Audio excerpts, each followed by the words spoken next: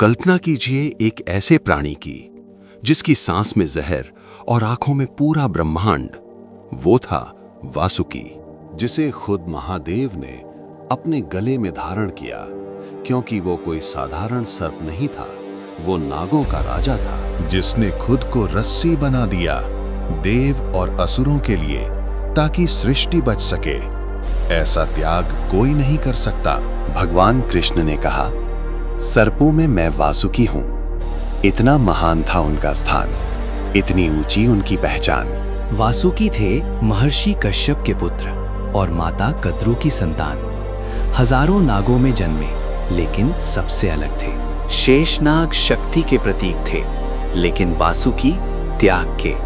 एक विष्णु की सेवा में, दूसरे शिव के गले में। वासुकी नागलोक के राजा थे। रत्नों से भरा अद्भुत संसार, जहां न्याय और धर्म का राज था और हर नाग समान था। लेकिन उनकी असली शक्ति थी उनकी भक्ति। उन्होंने ठान लिया, मैं शिव की सेवा करूंगा। उन्होंने शुरू की कठोर तपस्या। ना भोजन, ना जल, सिर्फ एक नाम, शिव शिव शिव। सालों बाद महादेव प्रकट हुए। मांगो वासुकी। लेकिन उन्होंने कुछ नहीं मांगा, बस आपकी सेवा। शिव मुस्कुराए और उन्हें अपने गले में स्थान दिया। यही सच्ची भक्ति है। फिर आया समय समुद्र मंथन का। देव और असुर चाहते थे अमृत और चाहिए थी एक रस्सी, और चुना गया वासुकी को। वो जानते थे दर्द होगा, फिर भी बोले, मैं तैयार हूं। मंथन शुरू हुआ। पर्वत घूमने लगा। वासुकी का शरीर टूटने लगा, लेकिन वो चुप रहे। उनके मुंह से आग निकली। असुर जलने लगे, लेकिन वासुकी को पता नहीं था, वो सबकी रक्षा कर रहे थे। फिर निकला हलाहल विष। पूरी सृष्टि खतरे में थी। सब डर गए, कोई आगे नहीं आया।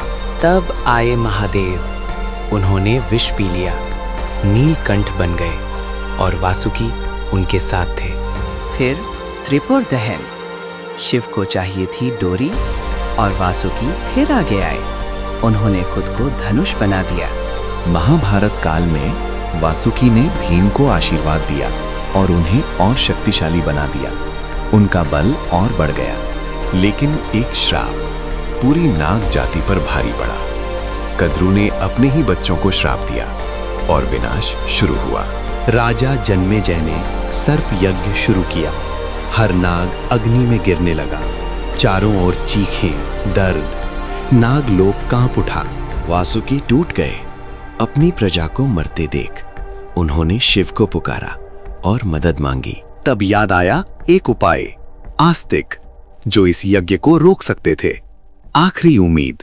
आस्तिक यज्ञ स्थल पहुंचे। ज्ञान और शांति के साथ राजा को प्रभावित किया और वरदान मांगा, यज्ञ रोक दीजिए। राजा ने वचन निभाया और सर्प यज्ञ रुक गया। नाग जाति बच गई। वासुकी ने झुककर धन्यवाद किया। उनका वंश बच गया। उनकी प्रजा जीवित रही। एक राजा का धर्म पूरा हुआ। कुरुक्षेत्र में भगवान कृष्ण ने कहा, सर्पों में मैं वासुकी हूं। ये सबसे बड़ा सम्मान था। आज भी नाग पंचमी पर वासुकी की पूजा होती है। उनके त्याग को याद किया जाता है, उनकी भक्ति को नमन किया जाता है। वासुकी सिखाते हैं, सच्ची भक्ति देना है। सच्चा राजा सेवा करता है और प्रेम कभी साथ नहीं छोड़ता। वो सर्प नहीं, एक जीवन का सत्य थे, जो खुद मिटकर भी दुनिया को बचाते हैं।